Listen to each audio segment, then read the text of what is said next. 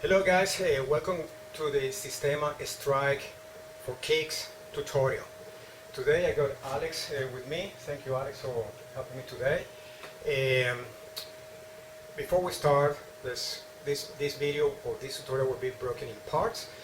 So if you are a civilian, a beginner or intermediate Systema practitioner, please bear with me on this first part where we're going to be clarifying and demonstrating some basic concepts. If you are an advanced Systema practitioner or an instructor in training, a member of the military or a law enforcement officer, you can move to the following part of this video, as we will be explaining more advanced concept and also the tactical applications of the kicks in Systema. Okay. What about high kicks, which is a very common asked question?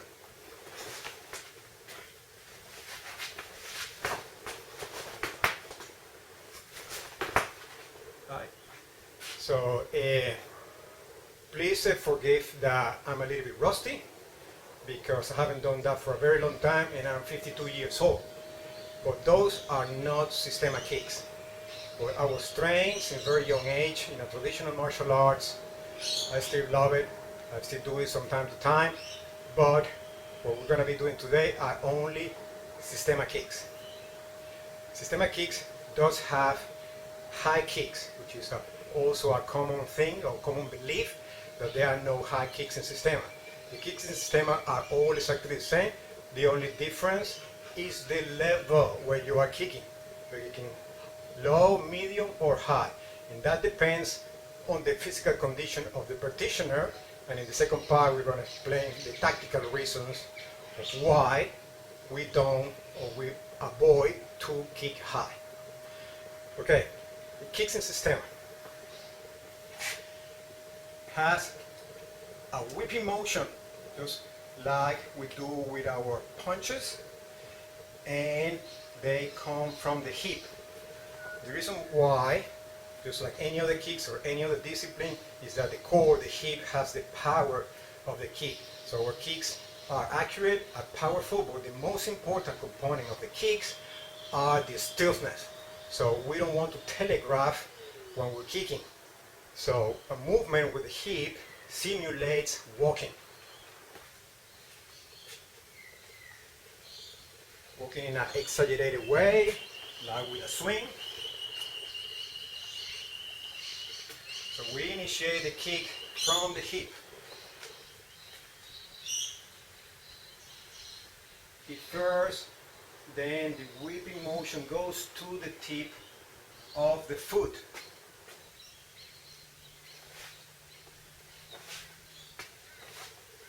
So that's this, guys. So we don't want to present ourselves as a threat to our opponent. It seems like we're just making steps to get closer, and the kick goes in. Okay.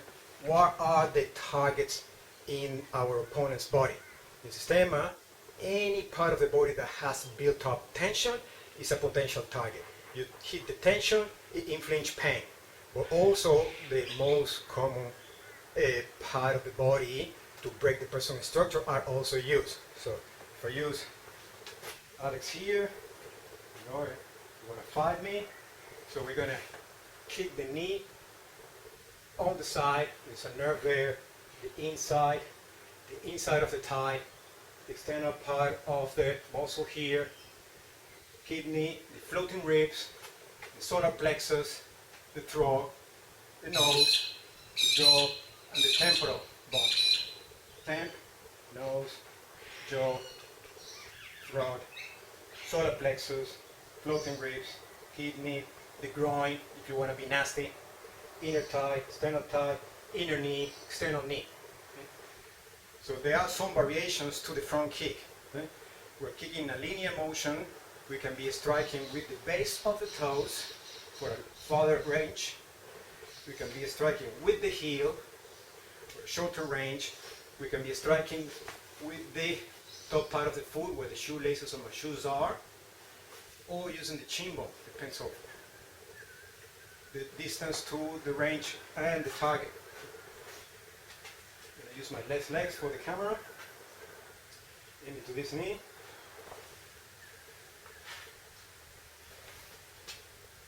Okay. The foot lands immediately on the ground. Okay. We want to keep our feet on the ground because that's where the feet belong to. Okay. The kick and they go straight to the ground. We want both our feet on the ground for stability. All right.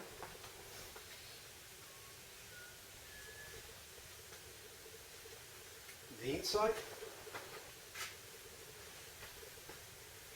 Okay. On the outside. Inner thigh with the shin bone. Sternum, sternum. The sole of the hip flexor to break the person's structure with the heel. A whipping motion.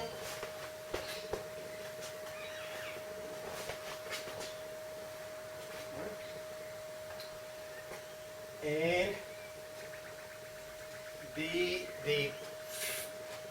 signature Systema key that they call number 8, but it's more like a symbol of infinity. This number 8 is vertical, but this is more like horizontal, so it will be more like the infinity symbol. Right? With the heel. That is to break the person's structure and make him collapse. We're attacking the internal side of the knee with the heel. Okay? If I'm on the outside, it could be from the inside as well. That way. Okay? Notice that I have my hands in this space and I'm avoiding to use them because the work of the lower body should be completely independent of the work of the upper body. The upper body, what we use in the kicks, is only to bring balance, but the hands work independently. So I'm keeping my hands here for you not to be distracted with the use of my arms and concentrate only on the leg work. Number 8, from the outside. There, from the inside. Hip flexor. Inner thigh with the foot. External side with the foot. Chin, with the chin,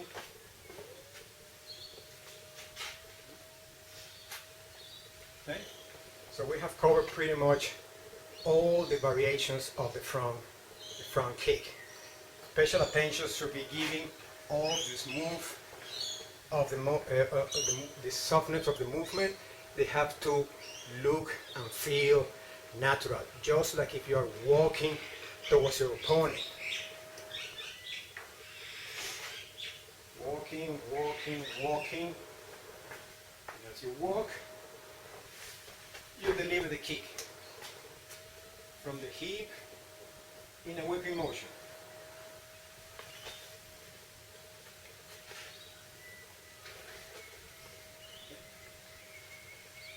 How high? Depends on the target.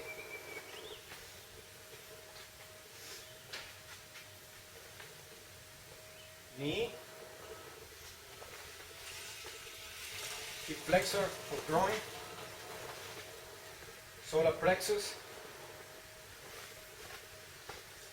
chin.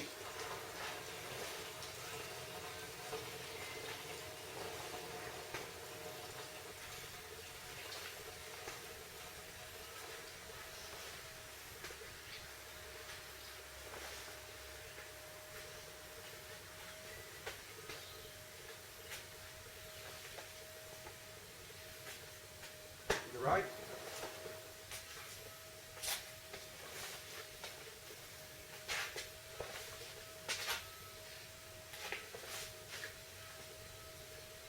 Okay.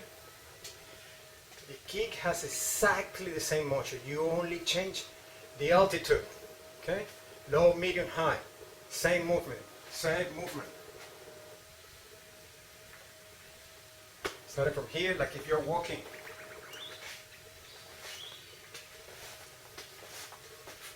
Okay? The upper body independent to the lower body.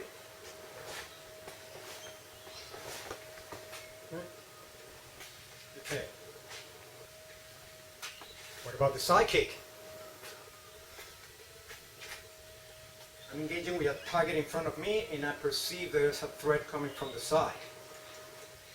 The movement initiates from the hip to deliver the kick to the side in a whipping motion. Okay, put the feet down. Okay. The targets. The targets are exactly the same. The knee, the inner thigh, the groin, solar plexus, throat, solar plexus, throat, nose. Okay. Knee pointing down for altitude, right? The upper body leans to compensate. Knee,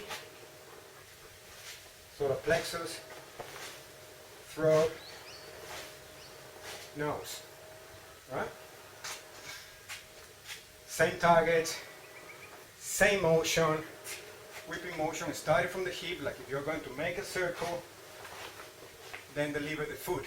So hip, knee, foot. Right? The knee pointing down. Then a step. Boom, and a step.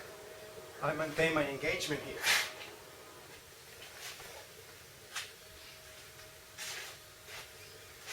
Right? Low, medium, high. The only thing that changes is the elevation. To adjust the elevation, you adjust the knee and the upper body tilt to compensate the weight so you maintain balance. And immediately after delivering the kick, you set your foot down again so you are back in balance, back in stability. What about the rear kicks? Let's say that I'm engaging there, and I look over my shoulder, and I perceive there is a threat coming from behind. So I transfer the weight of my body, maintaining alignment between shoulder and hips, into my forward leg. Here I'm in balance, 50-50, my weight. Transfer the weight to the front leg so I can free the kicking leg. Look over the shoulder and kick, set my foot down again. Look, hip flexor, look, solar plexus, look, face. Right? Exactly the same kick, coming from the hip, boom, in a whipping motion backward, boom, and back down again. Right? So we got the forward kicks with the different variation, the infinity symbol or number 8, inside, outside, with the heel, with the base of your foot, with the upper part of your foot, which is the shoelaces of the shoe, with the shin bone, depends on how far your target is, where tension is built up on the target. Let's say that he's leaning here. I can perceive that is tension on this part of the body. That's where a kick goes. Okay? If he's leaning here, I perceive that is tension in this muscle group here. That's where the kick goes with the chin. Alright? And the normal targets: knee, hip flexor, groin, solar plexus, throat, nose, temporal bones, jaw. Okay? So where the tension is built up, and the classic target. Okay? Variations with the heel, with the part of the foot, shin bones, in a number 8 or infinity wave, from the inside, from the outside, forward, and the side kicks with the heel in a whipping motion, delivering the hip, boom, the rear, delivering the heel from the whip in a whipping motion, same targets, changing the elevation. The kick are exactly the same, just change the elevation. Okay, so Alex, please tell me, holding, pointing back 1 second. So we practice this. It makes no difference. You should train kicking with the rear leg as much as kicking with the front leg. Obviously, the front will have less power than the rear. The rear, you're coming more loaded into it. But the motions is exactly the same. Okay? Just transfer the weight into my rear leg to free my front leg. Okay? Maintaining the shoulders aligned with the hip. Boom. And started with the hip. Started with the hip. With the rear leg. Started with the hip. Okay? And then land. Okay? So the front now with the heel. The front with the heel. Breathing, inhale, exhale, make no difference. Kick on the inhale, kick on the exhale. Shouldn't make any difference. Okay? With the heel, with the heel. Okay? Figure eight, going that way. Figure eight, going that way. Okay? With the chin bone. Okay? With the chin bone. Okay? What about the side kick? Side kick. With the leg, rear leg, transfer my weight to the front leg, look at the target, deliver the kick. Look at the target, deliver the kick. What about if my leg is at the front? Transfer my weight to the rear to release the front. Transfer my weight at the rear to release the load so I can free the kicking leg. Initiate with the hip. Initiate with the hip. What about if it's the rear? Same thing. I'm here, engaging there, 10% to the right. Initiate with the hip, transferring my weight to the front leg.